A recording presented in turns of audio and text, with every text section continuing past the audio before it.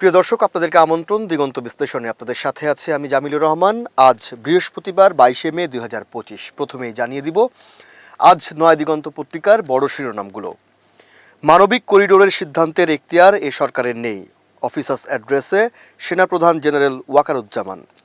মার্কিন সেনাদের প্রশিক্ষণ কর্মসূচি, কক্সবাজারে আওয়ামী লীগ নেতাকর্মীদের মিথ্যা প্রচারণা ভাইরাল।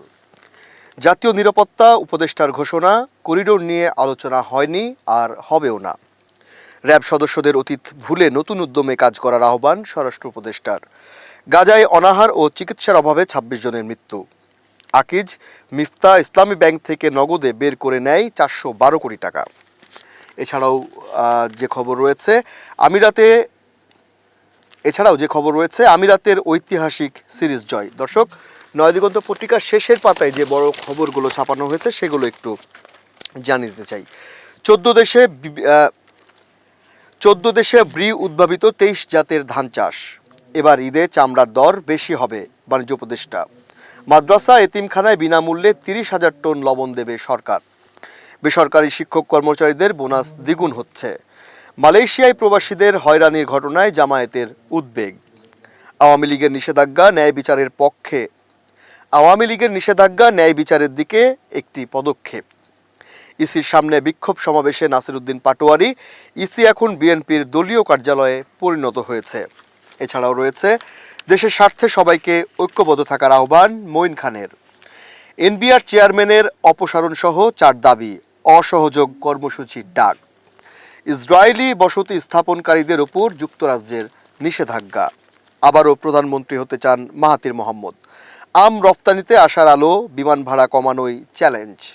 ইরানের পরমাণু স্থাপনায় হামলার প্রস্তুতি নিচ্ছে ইসরায়েল।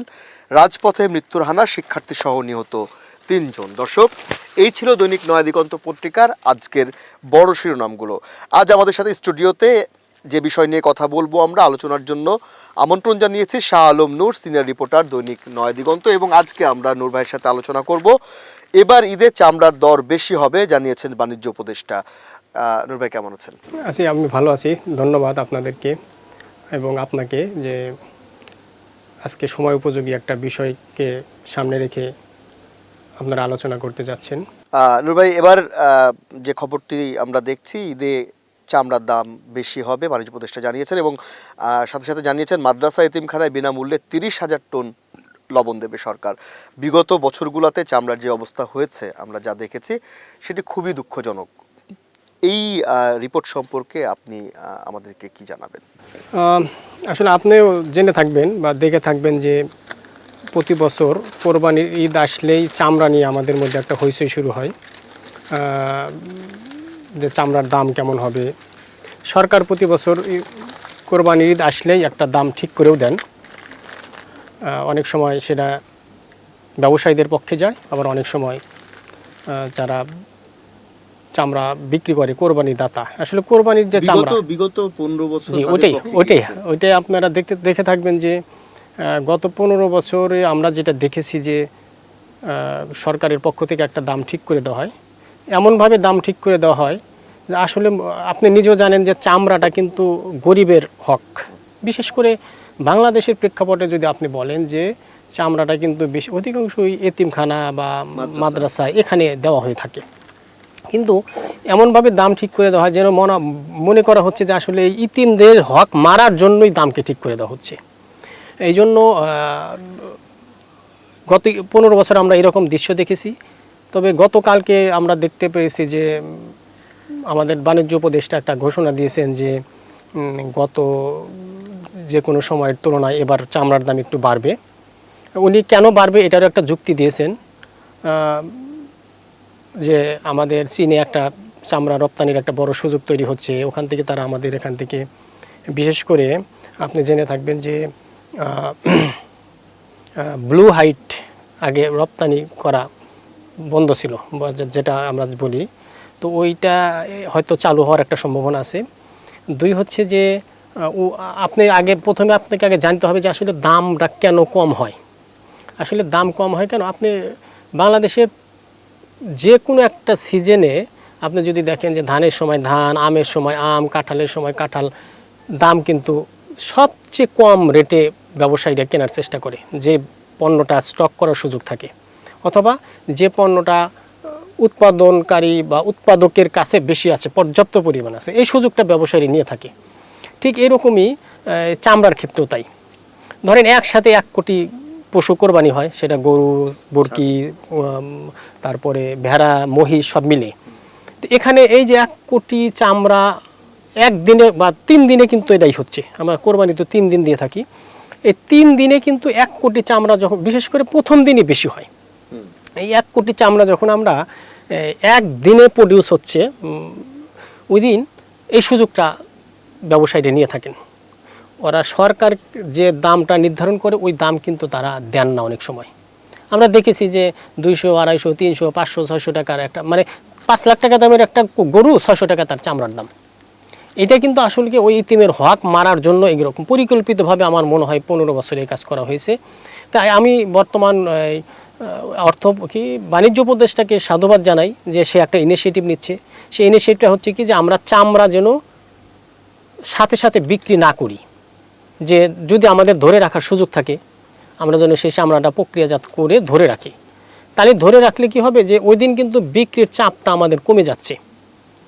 এই জন্য উনি আরেকটা উদ্যোগ নিচ্ছে যে ইতিমখানাগুলোতে প্রায় 30,000 টন লবণ দিতে চাচ্ছে। আসলে ওই সময় আমাদের লবণের একটা চাহিদা, বড় একটা চাহিদা থাকে, বড় একটি বিষয়, যে উনি বলছেন যে ইতিমখানাগুলোতে লবণ দিবেন 30,000 টন, যেটা আসলে এই চামড়া প্রক্রিয়া করার জন্য বা প্রিজার্ভ করার জন্য এটা বড় ভূমিকা পালন করবে। আসলে বাংলাদেশে কিন্তু চামড়ার একটা বড় সম্ভাবনা রয়েছে। বর্তমানে আমাদের ধরেন চামড়া শিল্পের অবদান $1 বিলিয়ন, যেটাকে আমরা কিন্তু আরএমজির পর্যায়ে নিয়ে যেতে পারি, রেডিমেড গার্মেন্টের মতোই। কিন্তু আমাদের এই যে এখানে অনেকগুলো পরিবেশগত একটা কিছু বিষয় আছে, এই বিষয়গুলো অনেক ফ্যাক্টরি পালন করে না। ওই পরিবেশের দোহাই দিয়েও কিন্তু অনেক সময় চামড়াকে দাম কম দেওয়া হচ্ছে। তা আসলে আমি বাণিজ্য উপদেষ্টা যেহেতু উদ্যোগ নিয়েছেন যে চামড়া যেন প্রিজার্ভ করে রাখার মতো সুযোগ উনি উদ্যোগ নেবেন, আমি ওনাকে আরও উদ্যোগ নেওয়ার জন্য আহ্বান জানাবো যে চামড়ার যে আমরা আমাদের যে র ম্যাটেরিয়াল যেটা হচ্ছে, এটা যেন যথাযথভাবে কাজে লাগিয়ে আমরা যেন আমাদের রপ্তানির কন্ট্রিবিউশনটা আরও বাড়াতে পারি। এই জন্য আমাদের পরিবেশগত যে বিষয়গুলো রয়েছে এইগুলো যেন কীভাবে আরও ডেভেলপ করা যায়, আরও কীভাবে আন্তর্জাতিক একটা স্ট্যান্ডার্ড নিয়ে যাওয়া যায়, সেই উদ্যোগটা উনি নেন। তাহলে হবে কি, আমরা যে এই যে এখন যে চামড়ার যে দাম কম পাচ্ছি, এটা কিন্তু তখন অনেকটুকু আমাদের কাভার দেওয়া সম্ভব হবে। কারণ আমি যখন বেশি দামে বিক্রি করতে পারবো, তখন কিন্তু আমি বেশি দামে র মেটেরিয়ালস কিনতেও পারবো। এখন একটা সমস্যা হচ্ছে যে আসলে আমাদের আন্তর্জাতিক বাজারে কিছু সমস্যা থাকে, ওই সুযোগটাকে কাজে লাগিয়ে আমাদের দেশীয় উদ্যোক্তারা দাম বেশি দিতে চায় না। এটা একটা বড় কারণ। এই জন্য আমি সরকারকে সাধুবাদ জানাই যে সে যে উদ্যোগটা নিয়েছে এটার সাথে সাথে যেন ওই কাজটা করে। আরেকটি বিষয় যে বাণিজ্য উপদেষ্টা মনে হয় বলেছেন যে এতিমখানায় এবং মাদ্রাসায় প্রশিক্ষণ দেওয়া হবে, এটি সম্পর্কে যদি সেটাই হচ্ছে যে আসলে লবণ দিলাম, কিন্তু সেটা কিভাবে ব্যবহার করতে হবে, প্রক্রিয়াজাত করতে হবে, এটা কিন্তু একটা মাদ্রাসার স্টুডেন্ট জানে না, বা একটা মাদ্রাসার স্যার বা টিচার বা মৌলানা সে কিন্তু জানে না। এই জন্য ওই লবণটা ব্যবহারও তো আমাদেরকে জানতে হবে।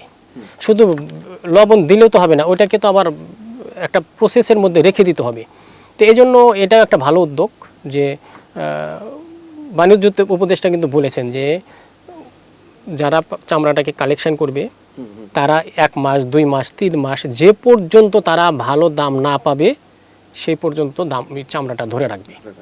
এই জন্য এটা একটা বড় উদ্যোগ। এই জন্য তাদেরকে যে প্রশিক্ষণ দেওয়া হবে, এটা আমি মনে করি একটা বড় একটা অ্যাচিভমেন্ট হবে। এবং আমরা খবরে দেখছিলাম যে আরও একটি খবর, মানে আরেকটি ভালো নিউজ দেওয়া হয়েছে যে হাসিল 5% থেকে কমানোর চেষ্টা করা হচ্ছে। হ্যাঁ, এটাও একটাই। আসলে দেখেন, এই হাসিল বেশি হওয়ার কারণে হয় কি, এই অনেক সময় মানুষ কিন্তু এই হাসিল ফাঁকি দেওয়ার জন্য রাস্তা থেকে গরু কিনে নিচ্ছে। আবার অনেক সময় এখানে এবং এটাও বলা হয়েছে যে হাটের বাইরে যেন কেনাকাটা না হয়। এই জন্য এটা একটা ভালো উদ্যোগ যে আসলে হাসিল যদি কমানো হয়, সেটা আমার মনে হয় এই কমানো হলেও আদায় বাড়বে, কারণ মানুষের তখন ফাঁকি দেওয়ার একটা টেন্ডেন্সি বা প্রবণতা থেকে বের হয়ে আসবে। এটা একটা ভালো উদ্যোগ বলে আমি মনে করি। এছাড়া কোনো তথ্য কি দিতে চান কিনা এই বিষয় নিয়ে দর্শকদেরকে? আমি দর্শকদের ওই যে এটাই বলবো যে চামড়া যেটা আমরা কোরবানি ঈদে করে থাকি, এটা আসলে একটা গরিবের অধিকার।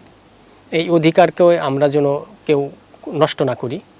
আমরা চেষ্টা করব, আমরা ব্যবসা করব, কিন্তু সেটা গরিবের হক না মেরে যেন আমরা ব্যবসা করি। এবং যেটি দেখছি যে খবরে এটাও লেখা হয়েছে যে এছাড়া চামড়ার বিক্রয়লব্ধ অর্থ প্রাপ্তির ক্ষেত্রে ধর্মীয় প্রতিষ্ঠানগুলোর স্বার্থ সুরক্ষার লক্ষ্যে প্রয়োজনীয় নির্দেশনা হ্যাঁ, ওইটাই প্রদান করা ওইটাই আমি ওইটাই বলতে চাচ্ছি যে এটা যেহেতু গরিবের অধিকার, তো আমরা যেন ব্যবসা করব, কিন্তু সেটা গরিবের অধিকারকে মেরে বা ক্ষুণ্ণ করে যেন ব্যবসা না করি।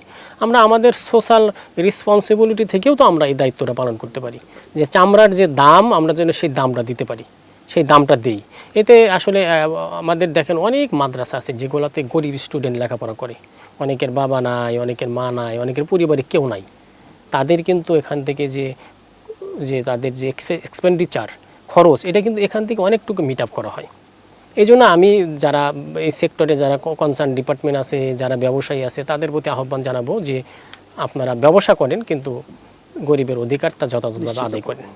মানে বলা যায় যে বিগত 16 বছরের পর নতুন আমরা একটা আশার আলো দেখতে আশার পাচ্ছি, আলো আমরা দেখছি একটা আশার আলো কোরবানির ঈদ দেখতে বা, পাচ্ছি যে আমি মনে করি যে আমাদের বাণিজ্য উপদেশের বেশ কিছু অ্যাচিভমেন্ট আছে, উনি এই সেক্টরেও কিছু ভালো কিছু করে দেখাবেন। নূর ভাই, আপনাকে অসংখ্য ধন্যবাদ আমাদের আয়োজনে সংযুক্ত হওয়ার আপনাকেও জন্য। ধন্যবাদ। আপনাকেও ধন্যবাদ। প্রিয় দর্শক, আমাদের দিগন্ত বিশ্লেষণ আজকে এখানের মতো শেষ করছি। পরবর্তী অনুষ্ঠান দেখার আমন্ত্রণ জানিয়ে সে পর্যন্ত সবাই ভালো থাকবেন, সুস্থ থাকবেন এবং নয়া দিগন্তের সাথে থাকবেন। আল্লাহ হাফেজ।